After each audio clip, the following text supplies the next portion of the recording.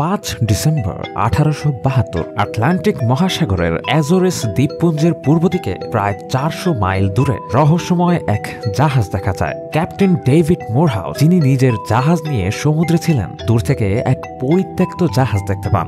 জাহাজটি একা, নীরব, যেন এক মৃতদেহ ভাসছে অথই জলরাশির মধ্যে। জাহাজের গায়ে লেখা নামটা দেখেই তিনি চমকে ওঠেন, ম্যারি সেলেস্ট। এই নাম শুনেই ক্যাপ্টেন মোরহাউসের মনে হাজারো প্রশ্ন ঘুরতে থাকে। মাত্র 8 দিন আগে নিউ ইয়র্ক থেকে রওনা দেয়া এই জাহাজ এত দ্রুত এখানে কিভাবে এলো? কেন এর আশেপাশে কোনো প্রাণীর অস্তিত্বও নেই? তিনি দ্রুত তার ক্রু সদস্যদের নির্দেশ দিলেন জাহাজটিতে উঠতে, কিন্তু যা ঘটল তা স্বপ্নেও কল্পনা করা কঠিন। ক্যাপ্টেনের নির্দেশে কিছু নাবিক ওই জাহাজে উঠে গেল। কয়েক মিনিট পর তারা ফিরে এসে জানালো জাহাজে কেউই নেই। পুরো জাহাজ নিস্তব্ধ, যেন অনেক বছর ধরে এটি পরিত্যক্ত রয়েছে। অথচ অবাক করা বিষয় হচ্ছে সবকিছুই স্বাভাবিক আছে। খাবার টেবিলে সাজানো, কাপ প্লেট ঠিকঠাক রাখা, নাবিকদের পোশাক, জিনিসপত্র সবই আছে, কিন্তু কোনো মানুষ নেই। তাহলে কি তারা সবাই এই জাহাজ ছেড়ে চলে গেছে? কিন্তু কেন? তারা কোথায় গেল? যদি তারা সমুদ্রে ঝাঁপিয়ে পড়েও থাকে, তাহলে কোনো মৃতদেহ পাওয়া গেল না কেন? এমনকি একটিও SOS সংকেত পাঠানো হয়নি। আর একটি ভয়ঙ্কর বিষয় ছিল, জাহাজের লগবুকে শেষ এন্ট্রি করা হয়েছিল 25 নভেম্বর, তার মানে 10 দিন আগে। কিন্তু এই 10 দিন তারা কোথায় ছিল? সমুদ্রের মাঝে একটি পরিত্যক্ত জাহাজ পাওয়া যেতেই পারে, কিন্তু ম্যারি সেলেস্টের কেস এতটা সহজ ছিল না। এর ইতিহাসও বেশ ভয়ঙ্কর। এই জাহাজ প্রথমে অ্যামাজন নামে পরিচিত ছিল, তবে অদ্ভুত সব দুর্ঘটনার পর এর নাম বদলে ম্যারি সেলেস্ট রাখা হয়। অনেকে বিশ্বাস করত এই জাহাজ অভিশপ্ত।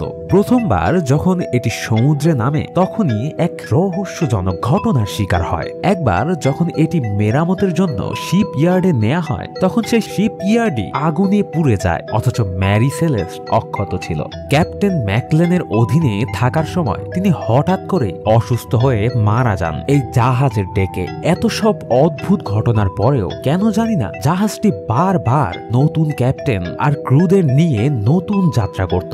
1872 সালে ক্যাপ্টেন বেঞ্জামিন ব্রিগস এই জাহাজের দায়িত্ব নেন। তার সঙ্গে ছিল তার স্ত্রী সারা এবং তাদের ছোট্ট মেয়ে সোফিয়া। এছাড়া নাবিকদের নিয়ে মোট 10 জন ছিলেন। তাদের উদ্দেশ্য ছিল নিউ ইয়র্ক থেকে জেনোয়া যাওয়ার। কিন্তু 25 নভেম্বরের পর জাহাজ থেকে আর কোনো খবর পাওয়া যায়নি। ক্যাপ্টেন মুরহাউসের ক্রু মেম্বাররা জাহাজের ক্যাবিনের ভেতরে ঢুকে কিছু অদ্ভুত চিহ্ন খুঁজে পায়। দেয়ালে আঁচড়ের দাগ, মেঝেতে শুকিয়ে যাওয়া লালচে দাগ, যার রক্তের মতো দেখা যাচ্ছিল। ক্যাপ্টেনের কেবিনে একটি খোলা ডায়েরি, যেখানে শেষ লেখাটা ছিল, আমরা একা নই। এই লেখাটি পড়ার পর উপস্থিত সকলে আতঙ্কে কেঁপে ওঠে। এই অস্বাভাবিক ঘটনার ব্যাখ্যা নিয়ে নানা রকমের তত্ত্ব রয়েছে। অনেকে বলে হয়তো জলদস্যুরা আক্রমণ করেছিল, তবে এটা সম্ভব নয়। কারণ যদি জলদস্যুরা আক্রমণ করত, তবে তারা কেন কিছুই লুট করেনি? কিছু গবেষক বলেন সমুদ্রে ভয়ঙ্কর কোনো ঢেউ বা ভূমিকম্প হয়েছিল, যা জাহাজকে অস্থির করে তুলেছিল। ভয় পেয়ে হয়তো জাহাজের সকলেই লাইফ বোটে নেমে গিয়েছিল। পরে তারা হারিয়ে যায়। কিন্তু এমন কোন প্রাকৃতিক দুর্যোগের কোনো রেকর্ড সে সময় ছিল না। ম্যারি সেলেস্ট জাহাজে অনেক কাঁচা অ্যালকোহল ছিল। কেউ কেউ মনে করেন কোন রাসায়নিক বিক্রিয়ার ফলে বিষাক্ত গ্যাস তৈরি হয়েছিল, যা জাহাজের সকলকে ভয় দেখিয়ে জাহাজ থেকে পালাতে বাধ্য করেছিল। তবে এরও কোনো প্রমাণ নেই। তবে সবচেয়ে বড় তত্ত্ব ছিল কোনো অতি প্রকৃত শক্তির। অনেকে মনে করেন জাহাজটি আসলে এক অভিশপ্ত শক্তির দ্বারা আক্রান্ত হয়েছিল, কারণ আগে থেকেই এই জাহাজের সঙ্গে দুঃখজনক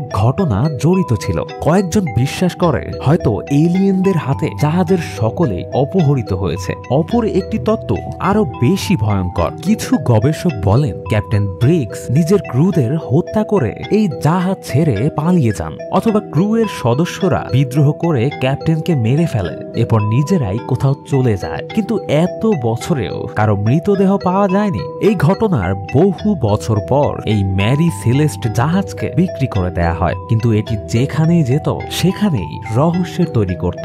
আজ পর্যন্ত এই ঘটনা কোনো সুনির্দিষ্ট ব্যাখ্যা পাওয়া যায়নি। এত বড় একটি জাহাজের ক্রু, ক্যাপ্টেন ক্যাপ্টেন এবং তার পরিবার সকলে কোথায় গেল, কিভাবে গেল এবং কেনই বা গেল তা আজও অজানা। আমরা কি কখনো জানতে পারবো এই রহস্যের সত্যিকার ব্যাখ্যা, নাকি এটা চিরদিনের জন্য একটি অমীমাংসিত কাহিনী হয়েই থাকবে? বন্ধুরা, আপনাদের মতামত কি? আপনাদের মতে কি হয়েছিল ম্যারি সেলেস্টের সেই রাতের জাহাজে? কমেন্ট বক্সে অবশ্যই জানাবেন এবং ভিডিওটিতে লাইক, সাবস্ক্রাইব করে আমাদের পাশেই থাকবেন। ধন্যবাদ এতক্ষণ সাথে থাকার জন্য।